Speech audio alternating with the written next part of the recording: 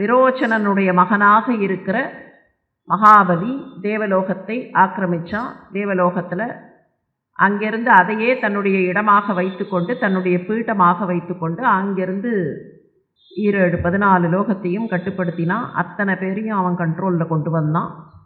அவன் பாட்டுக்கு ஆட்சி நடத்தினான். யாரையும் கொடுமைப்படுத்தலை. நீங்கள் மற்ற அசுரர்கள்லாம் தேவர்களை கஷ்டப்படுத்தினார்கள்னு பார்ப்போம்.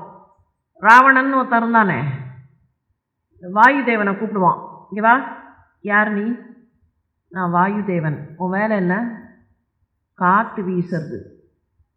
எங்கேயாவது காற்று வீசினேனா பாரு. காற்று தேவன் வாயு தேவன் காற்றையே வீசாம பயந்து நடுங்கி போய் உட்காந்துப்பான். அக்னியை கூப்பிடுவான். உன் வேலை என்ன? நான் நெருப்பு. நெருப்புனா இந்த எதுவாக இருந்தாலும் எரிப்பேன். எரிப்பியா?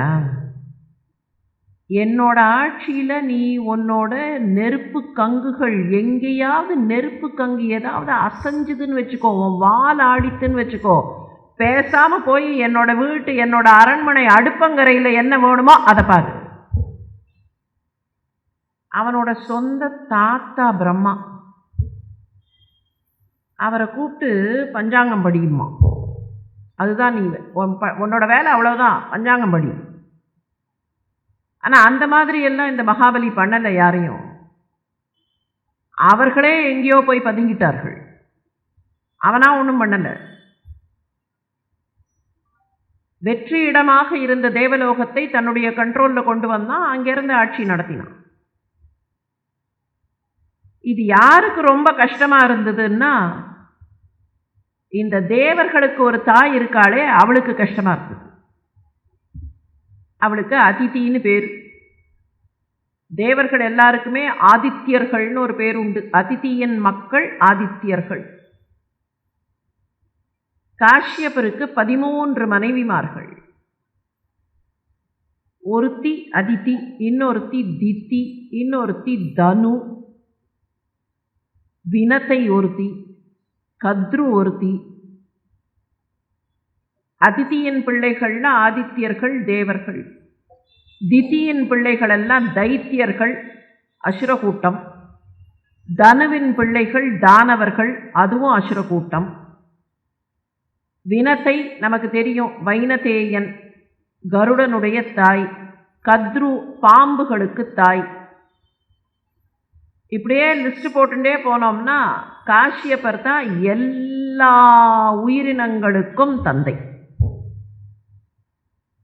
ஜீவனோட இருக்கிற எல்லாத்துக்கும் யார் தந்தை அப்படின்னு பார்த்தா காஷ்யபர் அப்படிங்கிற ஒருத்தர் தான்.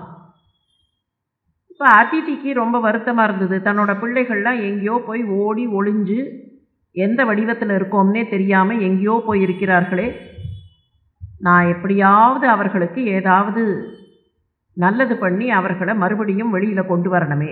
இதுக்கு இடையில் மகாபலி 100 அஸ்வமேத யாகங்களை செய்தான். 100 அஸ்வமேத யாகங்களுக்கும் அவனுடைய குருமார்கள் அவனுக்கு உதவி செய்தார்கள். நிறைந்த ஆசிகளை அவனுக்கு வழங்கினார்கள். இந்த பக்கத்தில் அதித்தி அழுதுண்டே இருந்தா, ரொம்ப வருத்தமாக இருந்தா. ஒரு நாள் காஷ்யபர் அதித்தியின் இல்லத்திற்கு வந்தார். அவர் பாட்டுக்கு எங்கேயாவது காட்டில் போய் தபஸ் பண்ணிட்டு இருப்பார். அப்பப்போ ஒருவர் வந்தவர் அவளை பார்த்தார். ரொம்ப வருத்தமாக இருக்கான்னு தெரிஞ்சுது. அவர் வந்தோடனே அவரை மரியாதையாக பாத பூஜை பண்ணி அவருக்கு பண்ண வேண்டிய மரியாதையை பண்ணி அவருக்கு உணவு பரிமாறினாள். இல்லைம்மா, என்ன வருத்தமாக இருக்க? என்ன தப்பு நடந்தது? ஏன் இவ்வளவு வருத்தமாக இருக்கிறாய்? யாராவது அதிதிகள் வந்தபோது அவர்களுக்கு உபச்சாரம் பண்ண முடியாத சூழல்ல நீ இருந்தியா? என்ன தப்பு நடந்தது? ஏன் இவ்வளவு வருத்தமாக இருக்கிறாய்? நிறைய விஷயங்களை கேட்கிறார். ஒருத்தர் வருத்தமாக இருக்கிறதுக்கு என்னெல்லாம் காரணமாக இருக்கும்னு நிறைய விஷயங்களை கேட்குறார். அதில் ஒரு இம்பார்ட்டண்ட் பாயிண்ட் கேட்குறார்.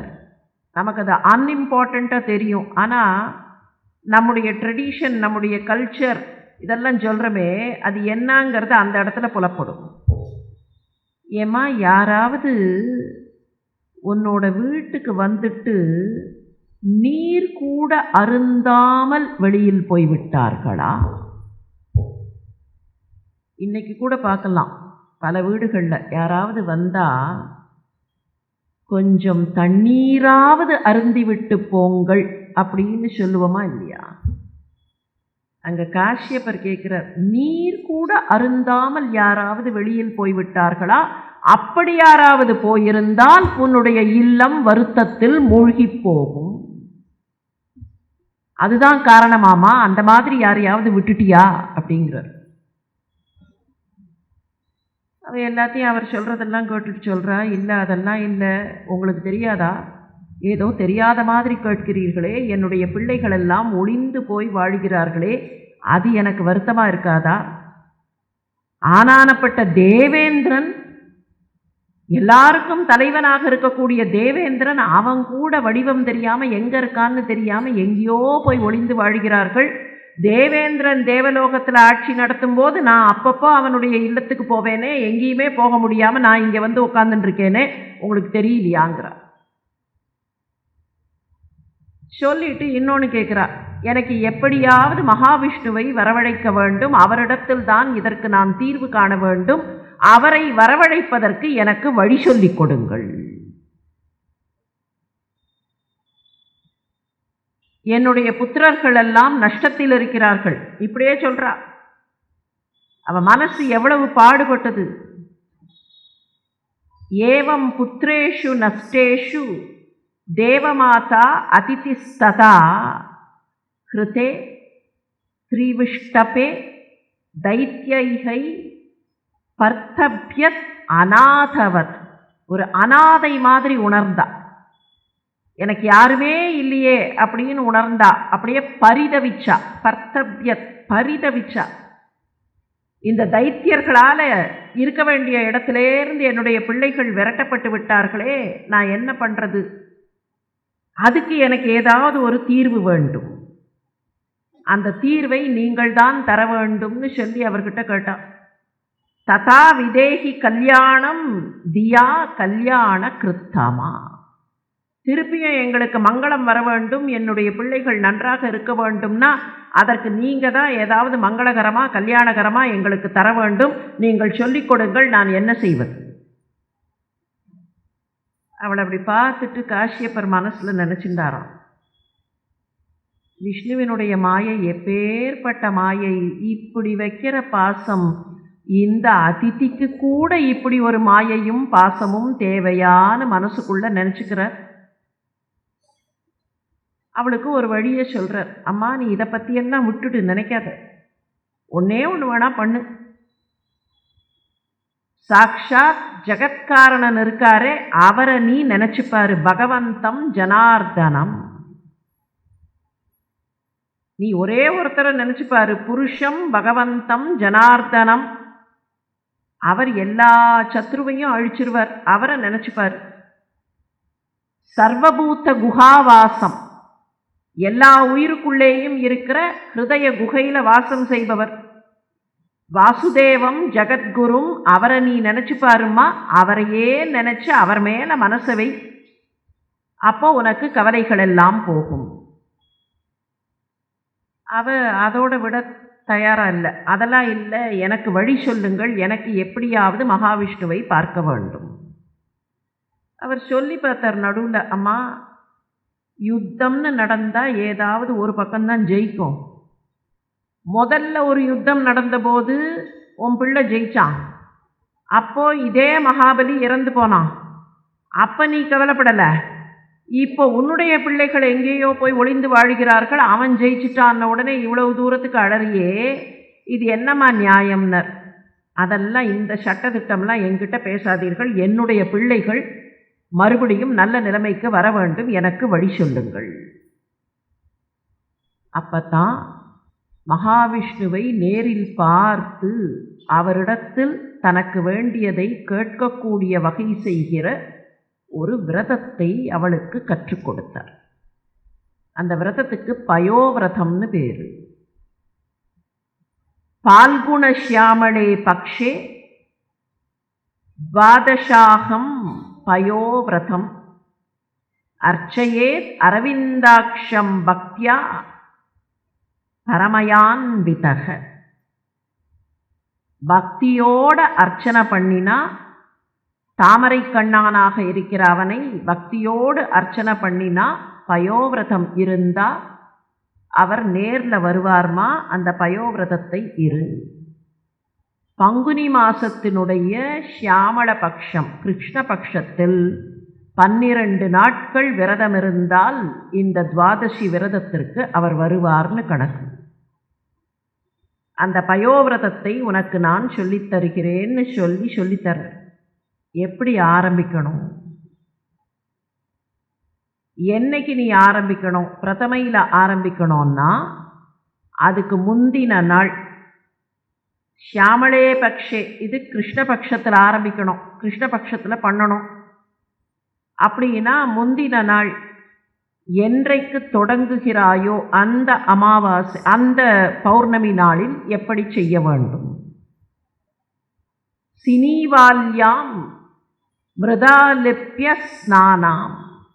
அம்மா, நீ அன்னைக்கு போய் நல்ல நீராடி உன்னையே தூய்மைப்படுத்தி கொண்டு, ஒருவேளை கிடைத்தால், அப்படி ஸ்நானம் செய்வதற்கு முன்னால் ஒருவேளை கிடைத்தால், குரோட விதீர்ணயா, எங்கேயாவது அந்த வராகம், காட்டு வராகம் போயிருந்ததுன்னு வச்சுக்கோ, அந்த காட்டு வராகம் போன இடத்துல கிடைக்கிற மண் எடுத்து, மிருதாலிப்பிய, அதை எடுத்து உடம்பெல்லாம் பூசிக்கொண்டு ஸ்நானம் செய்துவிட்டு பகவானை நினைத்து நல்ல விஷயங்களை சொல்லி அவர் பெயரையே மந்திரமாக சொல்லி உன்னுடைய விரதத்தை நீ தொடங்க வேண்டும்.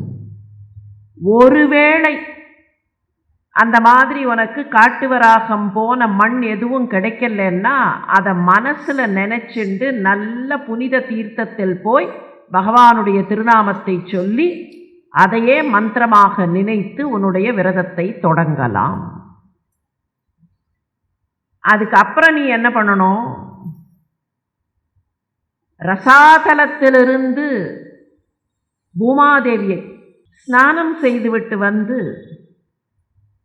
அல்லது ஸ்நானம் செய்யும் போது பூமாதேவியை நினைக்க வேண்டும். ஸ்டெப் பை ஸ்டெப்பா சொல்லிண்டே வர்றார்.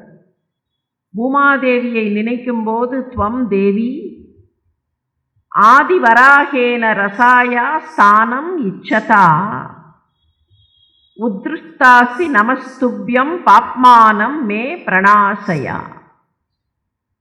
என் மனசுல என்ன ஆசை இருக்கோ தேவி, அந்த ஆசையை நீ நிறைவேற்றி கொடு. உனக்கு நான் நமஸ்காரம் செய்கிறேன். நமஸ்துப்யம் தேவி. உன்னை ரசாதலத்திலேருந்து மேலே தூக்கின் வந்தாரே, நீ ஆசைப்பட்டதை உனக்கு நடத்தி கொடுத்தாரே தேவி, இப்போ என் மனசில் இருக்கிறதை நடத்தி கொடு. எனக்கு வேற ஏதாவது பாவங்கள் இருந்தால் பாப்மானம் பிரஸ்னாசய, என்கிட்ட இருக்கிற பாவங்களை எல்லாம் நீக்கிவிடு. இதுக்கப்புறமா உன் மனசில் எந்த வடிவம், பகவானை நீ எந்த வடிவத்தில் நினைக்கிறியோ, இல்லை எந்த வடிவத்தில் ஏதாவது விக்கிரகம் வச்சுருந்தா அந்த விக்கிரகத்தையோ யந்திரத்தையோ வச்சு அதுக்கு பலவிதமான பூஜைகள் செய்ய வேண்டும். எப்படியெல்லாம் பூஜைகள் செய்ய வேண்டும்னு சொல்கிறார். இது அதிதிக்கு வேற ஏதோ ஒரு காரணத்துக்கு அவர் சொன்னார்னா கூட, நல்ல விஷயங்கள் நடக்க வேண்டும்ங்கிறதுக்காக நாமும் இதை பின்பற்றினா தப்பு இல்லை. அதனால் அவர் என்னெல்லாம் சொல்றாருங்கிறத கொஞ்சம் பார்க்கலாம். நமஸ்துப்யம் பகவதே புருஷாய மகீயசே சர்வபூத நிவாசாய வாசுதேவாய சாட்சினே. இது நீ முதல்ல சொல்ல வேண்டிய மந்திரம். ஒரு மந்திரமா சொல்றார். இந்த விக்கிரகத்தை வச்சுட்டு நமஸ்துப்யம்னு சொல்லி, அதுதான் பரம்பொருள். அந்த பரம்பொருளை சர்வபூத நிவாசாய வாசுதேவாய சாட்சினே, எல்லாத்துக்கும் சாட்சியா இருக்கிற நீ, எல்லாருடைய மனசுலையும் வாசம் செய்கிற நீ, உனக்கு நமஸ்காரம். சரி, அடுத்தது யாருக்கு நமஸ்காரம் பண்ணணும் அப்படின்னா, அதே பரமபுருஷனுக்கு நமோ அவ்யக்தாய சூக்ஷ்மாய பிரதான புருஷாய ச சதுர்விம்சத் குண நியாய குண சங்கியான ஹேதவே. சாங்கியத்தில் இருப்பவனே, ஞானத்திற்கு காரணமாக இருப்பவனே, பிரதான புருஷனாக இருப்பவனே, 24 தத்துவங்களுக்குள் இருப்பவனே, சதுர்விம்சத் குண ஞானாய, உனக்கு நமஸ்காரம். அதுக்கு அடுத்தது யாருக்கு நமஸ்காரம் பண்ணணும்னு சொன்னா, நமோ த்விசீர்ஷ்ணே திரிபதே சதுர்ஸ்ருங்காய தந்தவே சப்தஹஸ்தாய யஜ்ஞாய த்ரயீ வித்யாத்மனே நமக. நம்பர்ஸ். யாருக்கு நமோ நமஸ்காரம் பண்ணுறேன்? யாருக்கு? த்விசீர்ஷனே, 2 தலை இருக்கிறவருக்கு. அது என்ன 2 தலைன்னு சொன்னால், உதாயணீயம் பிராயாணீயம்னு இருக்கே வேத உச்சாடனத்தில், அந்த 2 தலை கொண்டவருக்கு. திரிபாதே, 3 பாதங்கள் கொண்டவர். சவனத்ரயம்னு வருமே, அந்த சவனத்ரயியா இருப்பவருக்கு. சதுஸ்ருங்காய, 4 கொம்புகள் கொண்டவர். 4 வேதங்கள், 4 கொம்புகள். சப்தஹஸ்தாய, 7 வகையான சந்தஸ், காயத்ரி சந்தஸ் உட்பட 7 வகையான சந்தஸ், அதனால் 7 கரங்கள் கொண்டவர். யஜ்ஞாய த்ரயீ வித்யாத்மனே, வேதத்திலிருந்து கிடைக்கக்கூடிய 3 கர்மகாண்டம், ஞானகாண்டம், உபாசனா காண்டம், இந்த 3ஐயும் கொண்டவர். அப்போ வேத புருஷனாக, வேத பொருளாக இருப்பவரே உமக்கு நமஸ்காரம். அதுக்கு அடுத்தது யாருக்கு நமஸ்காரம்னா, நம சிவாய ருத்ராய நம சக்திதாராய ச சர்வ வித்யாதிபதயே பூதானாம் பதயே நமக. பூதங்களுக்கெல்லாம் தலைவராக இருக்கிற, ருத்ரனாகவும் சிவனாகவும் இருக்கிற அந்த பரம்பொருளுக்கு நமஸ்காரம். அதுக்கு அடுத்த நமஸ்காரம், நமோ ஹிரண்ய கர்ப்பாய பிராணாய ஜகத் ஆத்மனே. இந்த உலகத்தில் இருக்கிற அத்தனை பொருட்களுக்கும் சிருஷ்டியை கொடுத்தவர், இதற்கு உயிரை கொடுத்தவர், இதற்கு வடிவத்தை கொடுத்தவர் ஹிரண்ய கர்ப்பனாக இருக்காரே.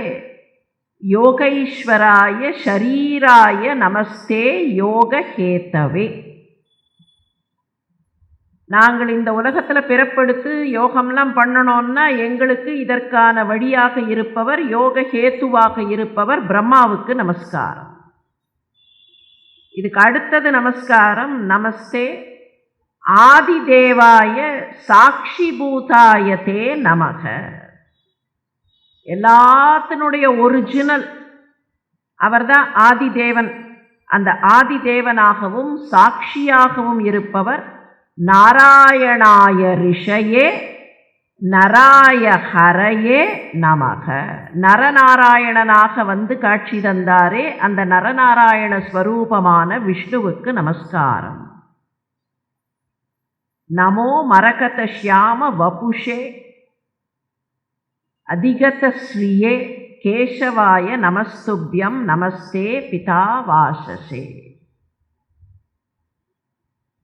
மரகத ஷியாமள நிறத்தில் இருப்பவர், மரகத ஷியாமள வடிவத்தை கொண்டவர், ஸ்ரீதேவியாக இருப்பவளுக்கு வாசஸ்தலமாக இருப்பவர், பீதாம்பரம் அணிந்தவர், அவருக்கு நமஸ்காரம்.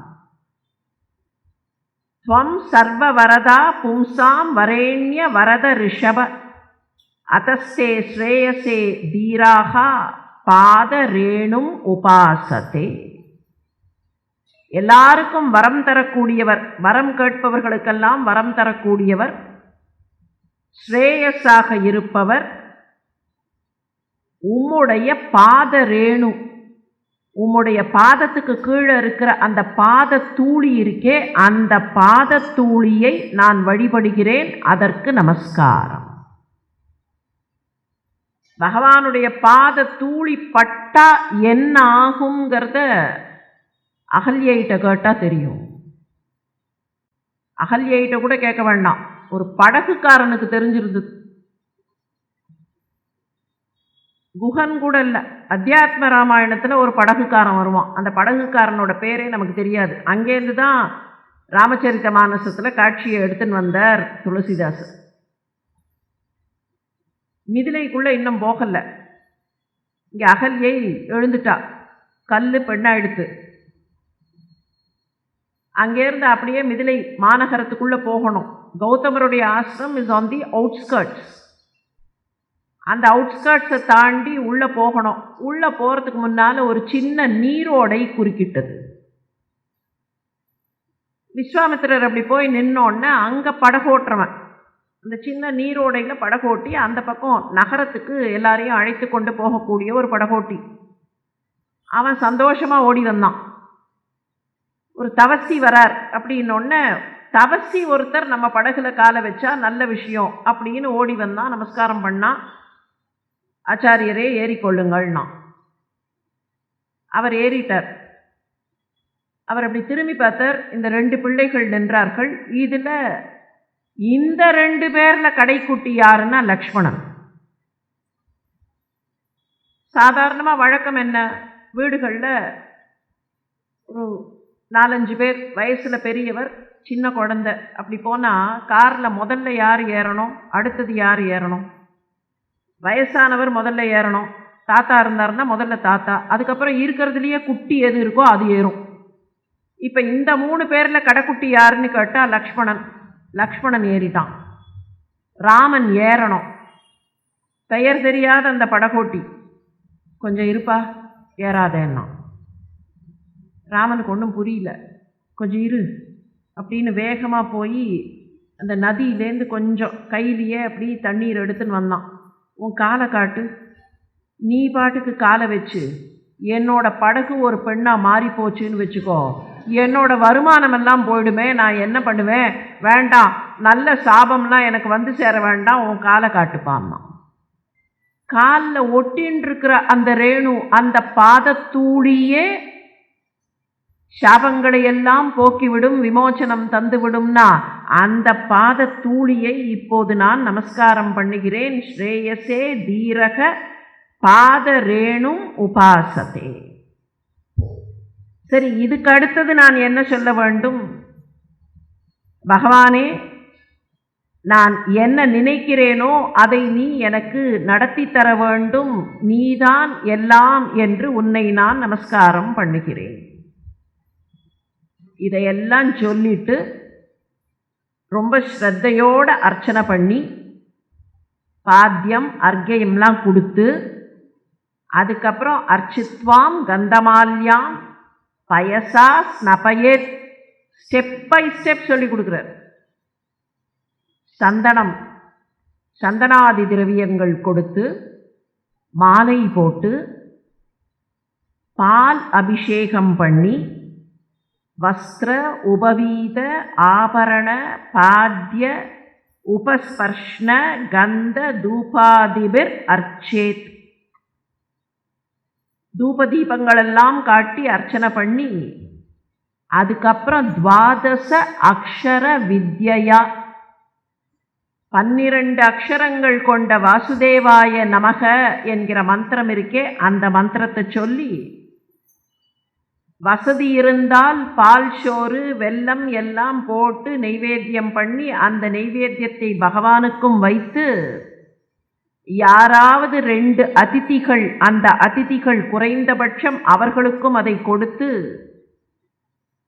அதுக்கப்புறம் ஜபேத் அஷ்டோத்தர சதம், 108 முறை வாசுதேவாய நமக என்கிற மந்திரத்தை ஜபம் பண்ணி, பலவிதமான ஸ்தோத்திரங்களை சொல்லி பாடல்களை பாடி, அங்கேயே பிரதட்சணம் பண்ணி பூமியில் விழுந்து நமஸ்காரம் பண்ணி, முழுக்க முழுக்க முழுக்க நம்பிக்கையோடு இதையெல்லாம் பண்ணி, ஒரு நாளைக்கு ஒரு முறை கொஞ்சம் பாலருந்தி வேறு எந்த நினைவும் இல்லாமல் இதையெல்லாம் செய்து கொண்டிருந்து, வரக்கூடியவர்களுக்கு அன்னம் பாலித்து அவர்களையும் மரியாதையோடு நடத்தி மனசுல எந்தவித பொறாமையும் இல்லாம இருந்தா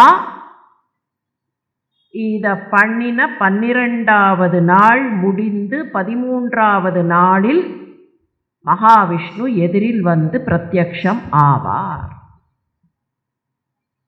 திரையோதஷ்யாம் அதோ விஷ்ணு ஸ்னபனம், எதிரில் வந்து நிற்பார்மா. அப்படி அவர் வந்து நின்ன உடனே அவரை நமஸ்காரம் பண்ணி உனக்கு என்ன வேணுமோ அதையெல்லாம் கேட்டுக்கொள். ஆனால் இதை பண்ணும்போது யாராவது ரிஷிகள் வந்தால் தவசிகள் வந்தால் அவர்கள்ட்ட எது விதி எது நிஷேதம்னு கேட்டு அதையும் பார்த்து, விதினா எதெல்லாம் பண்ணலாம், நிஷேதம்னா எதெல்லாம் பண்ணக்கூடாது, what can be done what cannot be done. சில சமயத்தில் வாட் ஷுட் பி டன் மாத்திரம் சொல்லி பிரயோஜனம் இல்லை, what should not be done அதையும் சொல்லணும். ஆண்டாள் ரொம்ப கிளியராக ரெண்டையும் லிஸ்ட்டு போட்டா. எதை பண்ணுவோம்னா எதை பண்ண மாட்டோம்னா. எதை பண்ணுவோம்னு சொல்லிகிட்டே வரைச்சே நாட்காலே நீராடி பையத்துயின்ற பரமன் அடிபாடி எல்லாம் சொன்னான். நடுவில் எதை செய்ய மாட்டோம்னு சொல்கிறச்சே என்ன சொன்னா, தீக்குறளை சென்றோதோம், செய்யாதன செய்யோம் தீக்குறளை சென்றோதோம். குறளை சென்று ஓதுதல்னா, குறளை சொல்லுதல்னா கோள் சொல்லுதல்னு அர்த்தம். குறளைனா மற்றவர்களை பார்த்து அவதூறு பேசுறது, மற்றவர்களை பற்றி குறை சொல்றது. காஷ்யபர் சொன்ன விஷயம்தான். மனசுல எந்த விதமான பொறாமையும் மற்றவர்களை பற்றி இல்லாமல் இந்த பயோவிரதத்தை செய்தால் மகாவிஷ்ணு எதிரில் வந்து நிற்பார். இதை சொல்லிட்டு இன்னொன்னு சொல்றார். ஒன்று நினைவு வச்சுக்கோ, இப்போதைக்கு அசுரர்களை யாரும் வெல்ல முடியும் என்று நான் நினைக்கவில்லை. அசுரர்களை இப்ப வெல்ல முடியாது. காரணம், அவர்களுக்கு முழுக்க முழுக்க குருவினுடைய கடாட்சம் இருக்குமா. குருவினுடைய கடாட்சம் இருப்பவர்களை வேற யாரும் ஜெயிக்க முடியாது. நீ பகவானையே கூப்பிட்டாலும் அது சந்தேகம்தான் அப்படின்னுட்டு அவர் பாட்டுக்கு நான் மறுபடியும் தபஸ் பண்ண போகிறேன், உனக்கு இவ்வளவு நாடி சொன்னதில் என்னுடைய தவம் கொஞ்சம் குறைந்து விட்டதுன்ட்டு போயிட்டார். காஷ்யபர் சொன்ன மாதிரியே அவளும் செய்தாள். அவர் சொன்ன மாதிரி திரையோதசி அன்னைக்கு மத்தியான நேரத்தில் அவர் எதிரில் வந்து நின்னார். அப்படி பார்த்தா 4 புஜங்கள், சங்க கத அப்ஜ சக்கர பிசங்கவாச,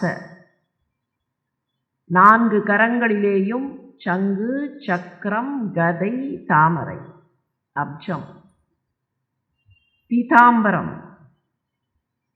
அந்த அழகான சியாமள வண்ணம், சியாமள அவதாத்தக, காதில் 2 குண்டலங்கள், ஜசாராஜ குண்டல. இந்த 2 குண்டலமும் எப்படி இருந்ததான்னா மகர மீன் மாதிரி இருந்தது. அதுதான் ஜசாராஜ குண்டல. அந்த பிரகாசம் அந்த காட்டு பகுதியை மொத்தமாக பிரகாசமாக்கித்து. ஸ்ரீவதன அம்புஜ, தாமரை மாதிரி முகம், ஸ்ரீவத்ச வக்ஷ பலய அங்கத, ஸ்ரீவத்ச அந்த அழகான ஸ்ரீவத்சம் ஜுவலிக்கும்படியான வக்ஷோதரம். இந்த பக்கத்தில் பாகுவலயங்கள், அதுதான் பலய. அங்கதன்னு சொன்னாலே பாகுவலயம் அணிந்தவர்னு அர்த்தம். தோள் வளையம்னு சொல்லுவார்கள். தோள் வளையம் போட்டவர்களுக்கு தான் அங்கதன்னு பேர். இப்போ பலய அங்கத. தலையில் அழகான கிரீட்டம், காஞ்சி குணச்சாரு நூபூர, ஒரு அழகான இடை அணி. அதே சமயத்தில் காலில் அந்த முழங்கால் பகுதியில் அழகான கொலுசுகள் மாதிரி சதங்கைகள் மாதிரி இருக்கிற தண்டைகள். இந்த அழகான வடிவத்தில் வந்து நின்றார். அப்படி பார்க்கிறா, அவருடைய மார்பில் வனமாலை தொங்குகிறது. ஹரி அப்படின்னு பார்க்குறா. அப்படி பார்க்கறச்சேயே அவருக்குள்ளேயே பிரஜாபதி இருப்பது போன்ற ஒரு தோற்றமும் அவளுக்கு தெரிகிறது.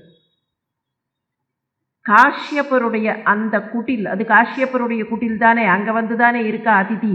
அந்த காஷ்யப்பருடைய குட்டிலில் இருக்கிற இருட்டெல்லாம் மொத்தமாக போகிறது. எதிரில் வந்து நின்று அவரை பார்த்து நமஸ்காரம் பண்ணுகிறாள். உனக்கு என்னம்மா வேணும்னு கேட்குறார். இல்லை, இந்த மாதிரி என்னுடைய பிள்ளைகளெல்லாம் எங்கேயோ ஓடி ஒளிந்து தவித்து கொண்டிருக்கிறார்கள். அப்படி தவித்து கொண்டிருப்பவர்களை மறுபடியும் நல்ல நிலைமைக்கு நான் கொண்டு வரணும்னு நினைக்கிறேன். நீங்கள் தான் எனக்கு உதவி செய்ய வேண்டும். சிரிக்கிறார். நீ கேட்கறது அவ்வளவு சுலபத்தில் பண்ணக்கூடிய விஷயம் இல்லை.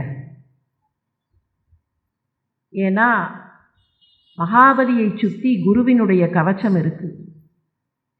ஆனாலும் என்னை நினைத்து நீ கேட்டுவிட்டாய்ங்கிறதுனால நான் ஏதாவது செய்ய முடியுமான்னு பார்க்குறேன். என்னை நமஸ்காரம் பண்ணி கேட்டவர்கள் கேட்கறத நான் செய்யாமல் விடுறதில்லை. ஆனால் நீ கேட்டிருக்கிறது கொஞ்சம் சங்கடமான விஷயம்தான். இருந்தாலும் நீ கேட்டுவிட்டாய்ங்கிறதுனால நான் எப்படியாவது செய்கிறேன் அம்மா. உனக்கே மகனாக வந்து பிறக்கிறேன், உனக்கே மகனாக வந்து பிறக்கிறேன் அப்படின்னு சொல்லிட்டு போனவர் அதே மாதிரி அவளுடைய கருவில் வந்து தோன்றினார். அவன் முதல்ல அவரை பார்த்தபோது எப்படியெல்லாம் பிரகாசமாக பார்த்தாளோ, அந்த குழந்தை பிறந்தபோது அதே பிரகாசம், அதே ஜெகஜ்வால்யம் இருந்தது. அதே டிஸ்கிரிப்ஷன், அந்த குழந்தையினுடைய டிஸ்கிரிப்ஷன் முன்னால் பார்த்தமே மகாவிஷ்ணுவுக்கு, அதே டிஸ்கிரிப்ஷன் தான்.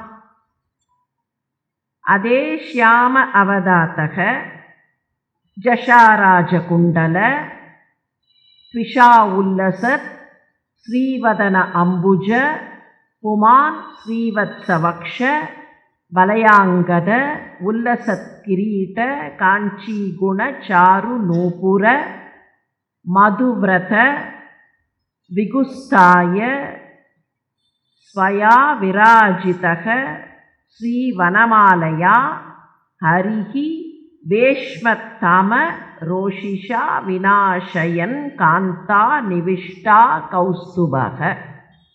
இந்த குழந்தை பிறந்தவுடனேயும் அன்னைக்கு அந்த இருட்டு போச்சே கொஞ்ச நாளைக்கு அந்த குட்டில்ல, இந்த குழந்தை பிறந்தவுடனேயும் காஷ்யப்பருடைய அந்த குட்டிலில் முழுக்க முழுக்க இருட்டு போய் ஒரே பிரகாசமாச்சு.